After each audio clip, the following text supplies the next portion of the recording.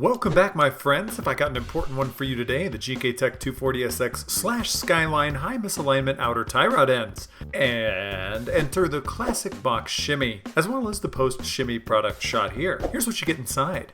Some protective dust boots, which are optional as these hives are PTFE lined. 3 sets of extenders for your pleasure. The longer ones as shown here. You'll also get medium and the shorties that are attached to the tie rod end itself. These come in both M12 and M14 to suit all inner tie rods, so keep that little nug of knowledge in your mind. If you were running the Gktech inners, you will be using the M14. The tie rod assembly itself includes the knuckle shank, nuts, shims, and that short extender from earlier. This tie rod end will give you up to 64 degrees of misalignment to cover all suspension setups, high and low. It comes standard with adjustment shims to get rid of any unsightly and embarrassing bump steer by changing the height of the rose joint, which we'll explain here in a few. Moving right along to the part all men need to know about, the extenders. The longest extension in the kit is 95mm, the medium-sized one is 76mm end to end, and the little short boy comes up at a whopping 57mm end to end. That's called options, son. You're welcome. You will want to choose the extender that gives you the maximum amount of thread engagement possible, but let's talk more on that later. Moving swiftly along to the meat and potatoes, aka the install. Oh my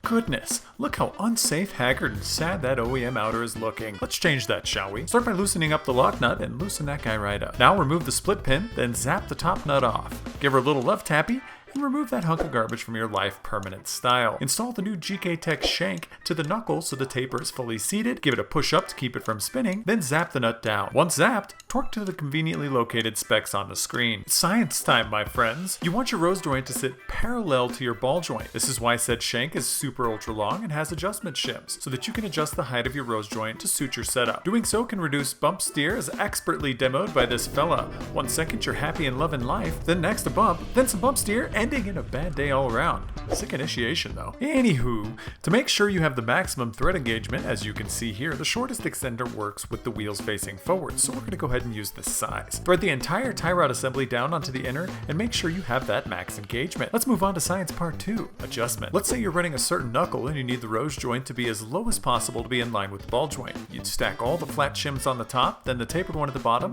then another tapered one, then the nut. You always want the tapered shims on either side of the rose joint regardless of setup. If you were to say have a set of knuckles that required the rose joint to go way up high but not quite all the way, toss on one larger shim, a tapered one, then the hive. You'd stack the rest on the bottom, then the nut. In our particular case, we want it to go all the way up, so we'll use one tapered up top. If you are JDM tight and you're running tiny wheels, you can cut the shank down to the length you need to clear and run just the tapered shim and the nut. However, we want to keep our options open and we'll be tossing all the shims back on.